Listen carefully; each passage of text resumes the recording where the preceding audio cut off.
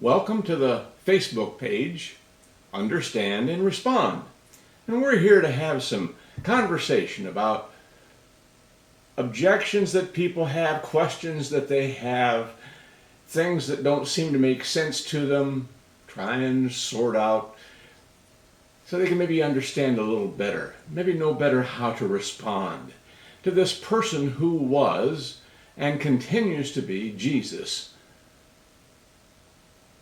the Christ, the Son of the living God.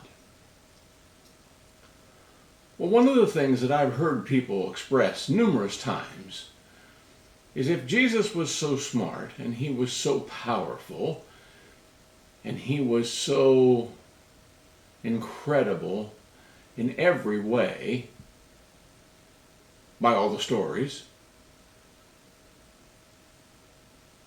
why did he die?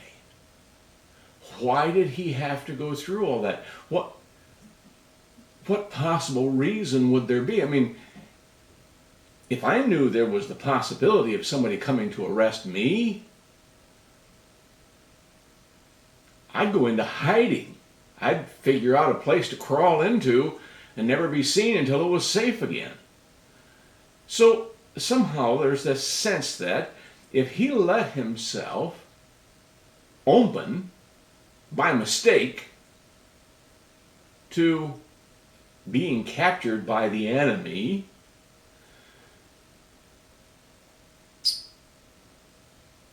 it shows he wasn't all that special. It shows he wasn't that unique. It shows that he was just a weak, mistaken, well, good-intentioned fellow, not very smart, really. Well, why don't you grab a cup of coffee and we'll spend a few minutes and we'll talk about that.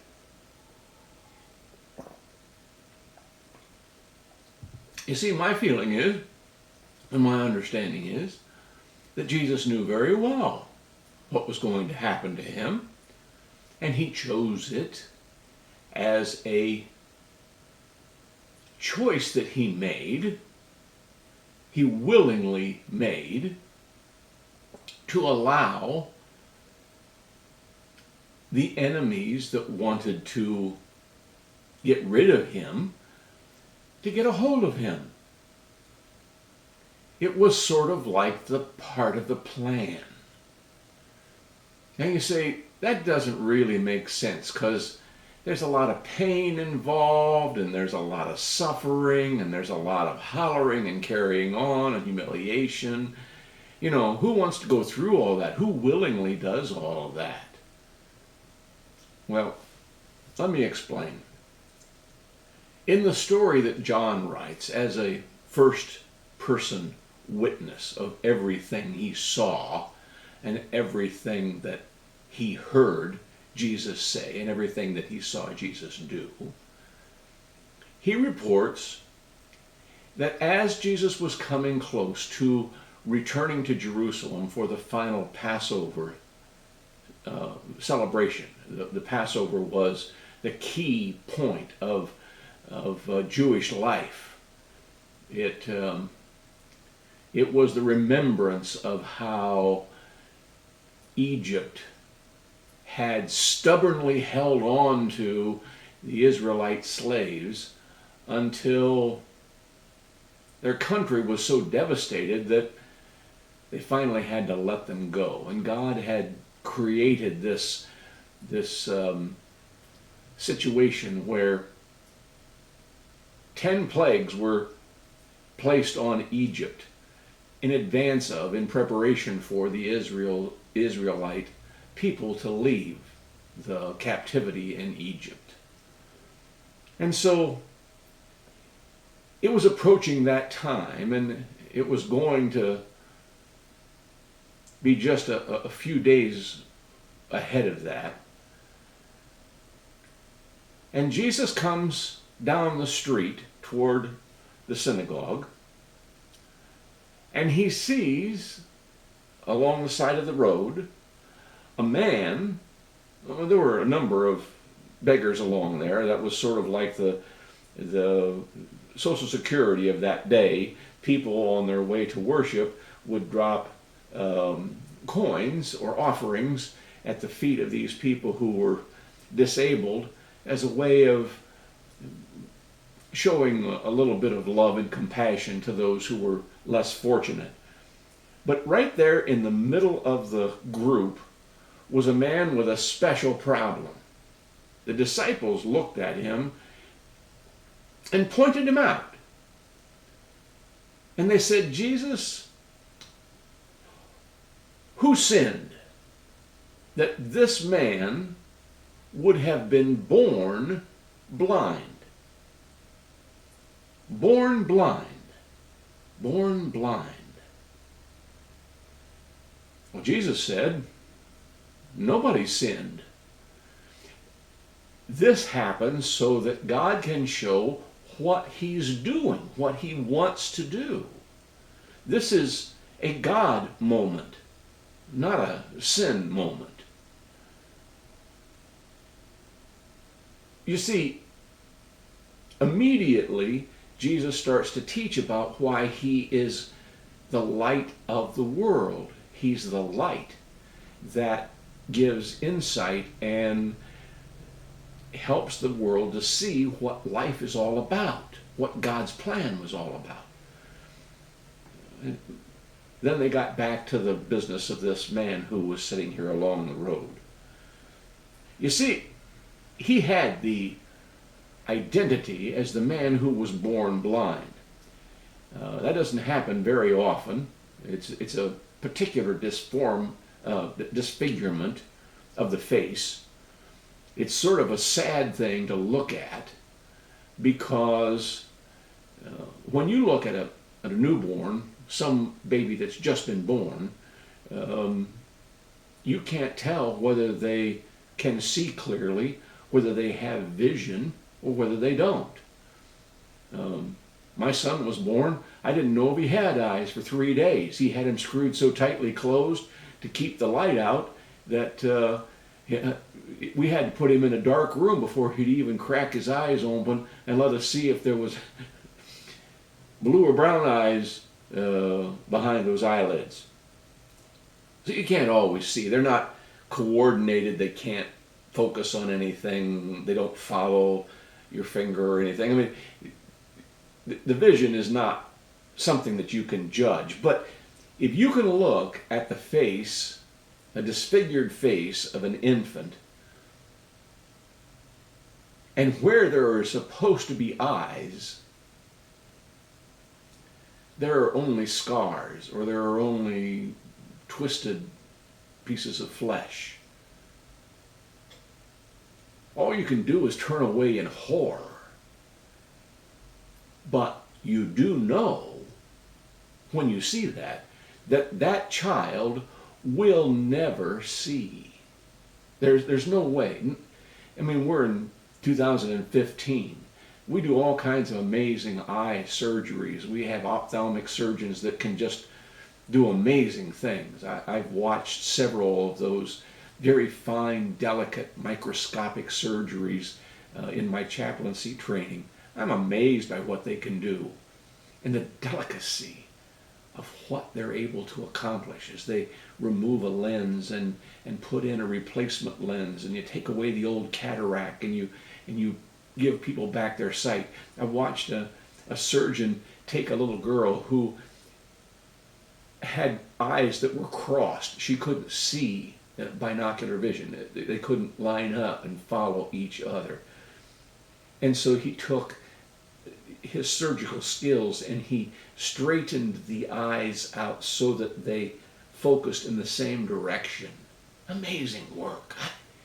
I was just amazed by what they did. Of course, there was nothing like that in Jesus' day. So blindness was usually seen as a sin problem.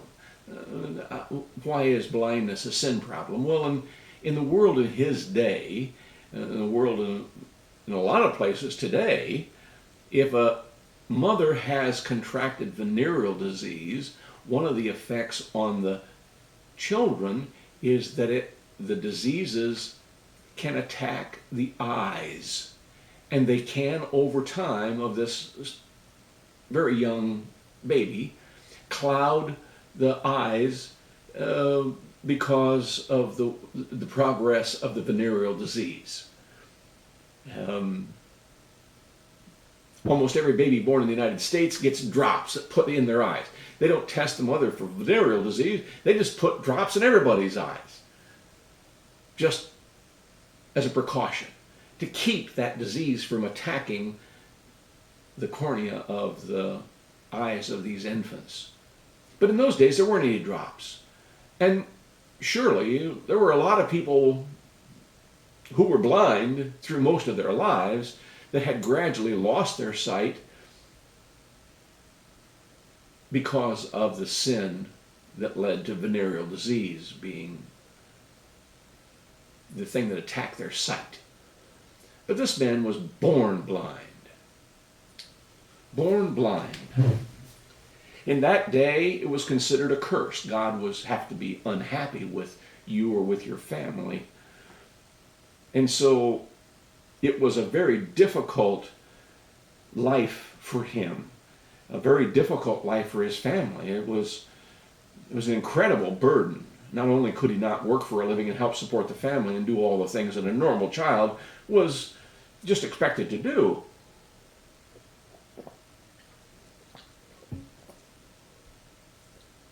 but he couldn't ever go in the synagogue, couldn't go in the temple, couldn't read the Torah, couldn't do anything that a normal male child was supposed to be able to do. He was considered cursed.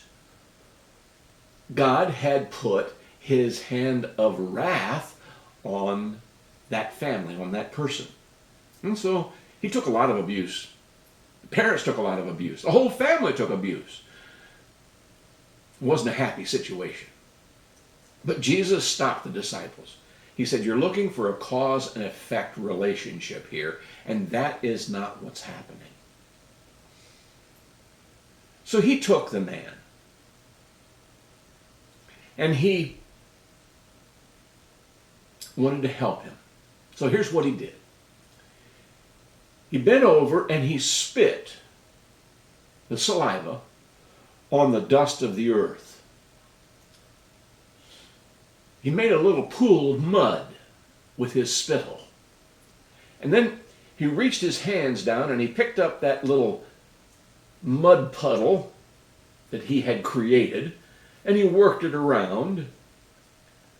And then he took the man's face in his hands and he slowly covered where the eye sockets would have been on his face with this gooey mud that he had created from the dust of the earth. And you can only imagine what the blind man thought was happening. And, this is crazy. Well, once Jesus had covered that area with mud, he turned to the blind man and he said, now I want you to go wash in the pool of Siloam.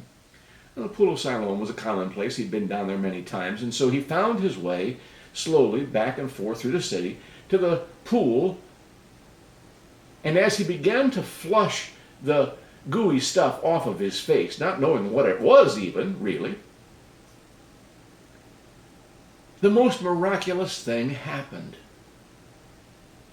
He could see. It doesn't really say that he gradually had sight, but instead it just says when the mud washed off, he could see. Well, man, I'm telling you, you take a person who spent his entire life in darkness, and all of a sudden you flood that person with light. It's an incredible story. I mean, even if the eyes, you could somehow transplant them, we think of lung transplants and all kinds of different kinds of heart transplants, but you can't transplant eyes because they can't reattach the nerve. In fact, doctors tell me that even if you're trying to bring sight to someone who was not able to see as an infant, you have to do it fairly quickly because the nerve connection behind the eye that goes to the brain shrivels and disappears, atrophies, and can actually disappear if they're not stimulated fairly quickly. And so you have to work on small children that have vision problems so that they can develop that nerve and it can become a vital visual link. Here's a man who spent his whole life in the dark.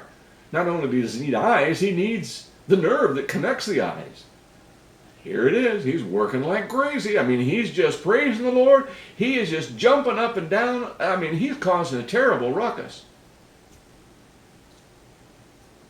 Finally, because this is the Sabbath day, the Jewish leaders come along and say, "Hey, cool it, man. It's the Lord's day. You're not supposed to be jumping around and hollering like that. That's not what you're supposed to be doing on the Lord's Sabbath. And what in the world happened to you that you'd be this excited?" And the man explains, Jesus spit in the ground and he took the mud and he put it on my eyes and told me to wash, and now I can see. Well, that's impossible, the Jewish leaders said. This is the Sabbath day. Nobody who was a faithful follower of the Jewish tradition would do work like healing somebody on the Sabbath day. That's against the law. And that would be wrong. That'd be sinful. So the man who healed you is a sinner. Well, I don't know about that, but I know I was blind, and now I can see. So they decided to hold court, and they would try and find out just exactly what happened. The first question you ask, is this the guy that really was blind? I mean, it's possible somebody might try and trick everybody and find somebody that really could see and dress him up like a beggar and make it seem like there was a phony miracle happen and get the attention. So they called in a bunch of people that were familiar with the community, and they said, "Is this the guy who was the beggar?" And they looked at him and they said, "Yeah, it looks like him.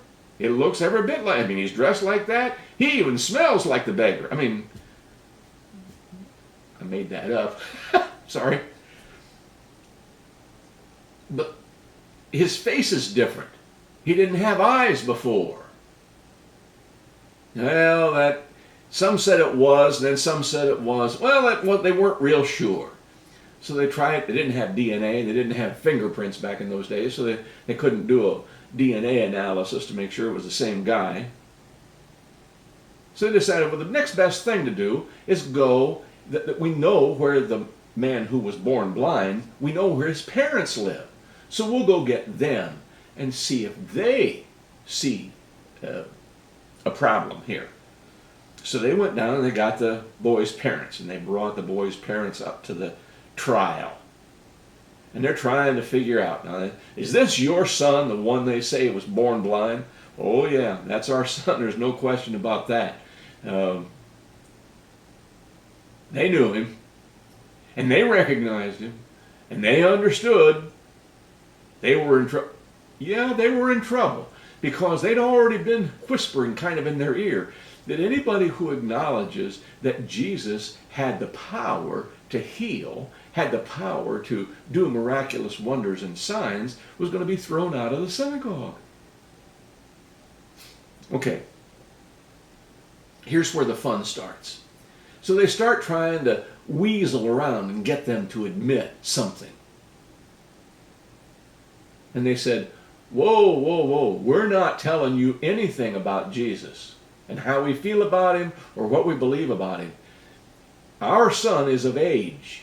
You ask him what he thinks. Well, they asked the man who had received his sight, well, who do you think this man was that healed you? He's right away, he's a prophet. He's a man of God. No, they couldn't accept that. So they brought him back in again. They said, explain to us again what happened. And he says, I've explained it, and I've explained it, and I've explained it. Jesus spit on the ground. He put mud on my eyes. I went and washed, and then I could see. Well, they didn't want to hear that, and they asked some more questions. They tried to probe around. We know we're followers of Moses. We're descendants from the tribe of Israel, and Moses is our man. Now, we know Moses. We feel real good about our connection to Moses. but we don't know where this guy's from at all. Well, the man who was born blind was suddenly hit with this strange sensation. He said, "Isn't it weird that you don't know who this guy is?" Not ever, not once in the history of all of our people has ever been a person who was born blind who ever received sight. And we know that miraculous healing is not something that God does in response to the prayer of sinners. You have to be a very faithful follower of God for him to work the wonder of creating eyes where there never were eyes before. Isn't it strange that you haven't figured out who Jesus is? Well, they ended up getting so mad. They said, "We know that you were cursed, you were steeped in sin, that you were a cursed man by God. You've been that way since the day you were born." You know, that blindness is a curse from God thing. And, you know, somehow they didn't make the connection that if now he could see, he wasn't cursed by God, at least anymore. But they didn't quite follow that. So they just threw him out. Can't worship here anymore. You can't, well, he couldn't worship there anyway before, but so now they threw him out. Jesus found him. Here's the question. Why would Jesus heal a man born blind just before he goes back to Jerusalem for the Passover ceremonies, the celebration, the feast? Jesus talks about himself being the light of the world, and how in the light there's no darkness at all, and those who believe they can see are the ones who stay blind, and the ones who know that they don't understand are the ones that God opens their eyes and shows them what the truth really is. Well, you can't have the Passover in Jerusalem. This is the last of the 3 Passovers Jesus is going to be in Jerusalem for. You can't have a Passover feast without remembering that God specifically closed the eyes of Pharaoh and his officials in order to give us Passover. I mean, any person with any rational sense in their head would say, they tap the river with the rod of God, and every drop of water in Egypt turns to blood, and all the fish in the river die, and everybody is getting sick and contaminated because they can't drink it because it's now blood. Not just red dye. It's blood, and it stinks. And then it goes all the way through the whole process of 10 plagues. And each time Pharaoh calls out to Moses and says, take them away, we can't stand it. First it's frogs, and then it's gnats, and then it's flies. And all the way through the whole process, and the boils, and the livestock dying, and then the hail in the middle of a lightning storm. Most people don't realize Egypt doesn't get a lot of rain. They don't get a lot of storms. They're not in a place that has that. We're in the United States most of the time, and we have a lot of thunder showers. And down here in Florida, we have a lot of lightning storms. We have hail. They didn't have that in Egypt. And all of a sudden, the hail just started pouring down, stripped every crop, stripped every leaf off the trees. I mean, it just cleaned house. And then the locusts, and then if you were a rational person and you saw all of the devastation of 9 plagues, and you would say, you can stop the devastation by just letting these people go, wouldn't you let them go? I mean, the cost has been pretty terrible. But God closed the eyes of Pharaoh. God closed his heart. God closed his mind and would not let him accept that what was happening was beyond his control. I want to share with you, Jesus was heading for Jerusalem. He was heading for a situation where very powerful people, very, very influential people were going to look at his ministry, even after he raised Lazarus from the dead, and they're going to say, we don't want to believe that this man is the Christ. And if you looked at it and you tried to use rational thought, you would say, come on, it just makes sense. It's obvious. He's doing things that only God can do. He's doing God-approved work. He's God-ordained. He's good housekeeping. Used to put the seal of approval on household products. I don't know whether they still do or not, but they used to be. If you didn't want a bad product, you looked for the seal of good housekeeping. God put his good housekeeping seal on Jesus.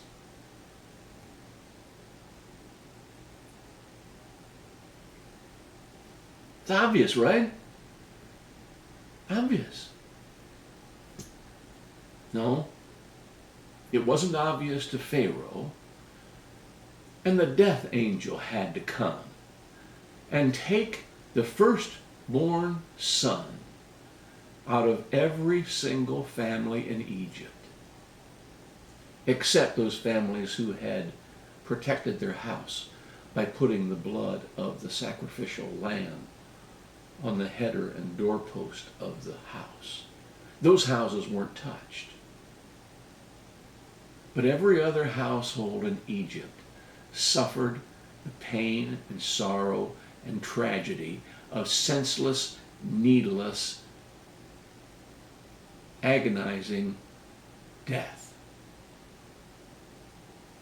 because their eyes were closed. Jesus came to Jerusalem, and people who were supposed to be able to see the truth, a whole city full of people who were looking for the Messiah, would have their eyes closed. I want you to understand, the man who was born blind was only a testimony, a precursor, like a movie trailer, an advanced knowledge of what was going to happen. Those who would say they can't be blind really are going to be completely overwhelmed by the truth. And those who want to see, want to understand, want to know the truth will be the only ones that God will open their eyes, like he did with the man who was born blind, and they will be able to see the truth. The truth was still there. The truth would be revealed. But only those who were willing to say, okay, Father in heaven, open my eyes, like you did for the man with the misshapen eyes, and let me see what you are really doing in my life, in my family, in my world, and in my heart. And let me see how you can make all things new as my Savior and Lord. I hope you're able to do that. You're able to see the truth of who Jesus Christ really is. Thank you.